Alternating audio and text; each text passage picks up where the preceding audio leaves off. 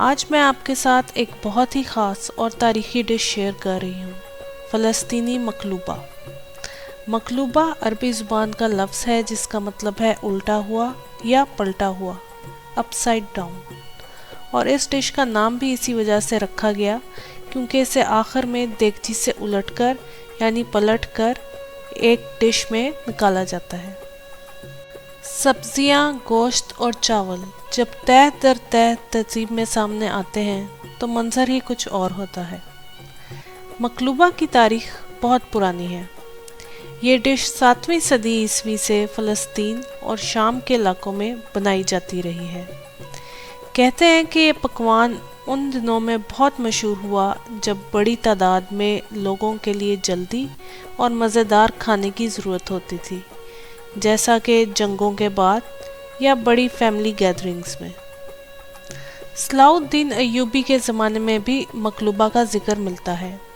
روایت ہے کہ صلیبی جنگوں کے بعد جب فلسطینی فوجی واپس لوٹتے تھے تو ان کے استقبال میں مقلوبہ تیار کیا جاتا تھا۔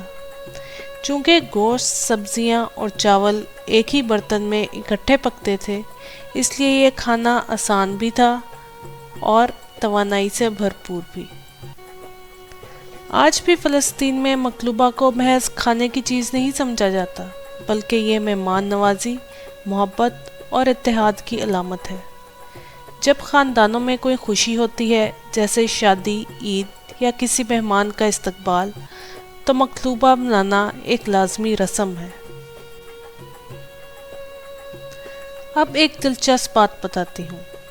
سن 2010 میں فلسطین کے مشہور شہر نیبلس میں دنیا کی سب سے بڑی مقلوبہ تیار کی گئی۔ تقریباً 4000 کلو گرام مقلوبہ بنائی گئی، جس میں ہزاروں افراد نے حصہ لیا۔ یہ ایک بڑا فخر کا لمحہ تھا جس میں فلسطینیوں نے دنیا کو دکھایا کہ ان کی ثقافت اور کھانے سے محبت کتنی گہری ہے۔ مقلوبہ کے ساتھ فلسطینیوں کا ایک جذباتی رشتہ ہے۔ دنیا کے جس کونے میں بھی کوئی فلسطینی ہو، مقلوبہ کا ذائقہ اسے اپنے وطن کی یاد دلا دیتا ہے۔ یہ صرف چاول، سبزیاں اور گوشت کا ملاپ نہیں، بلکہ ایک پوری قوم کی محبت، تاریخ اور حوصلے کی کہانی ہے۔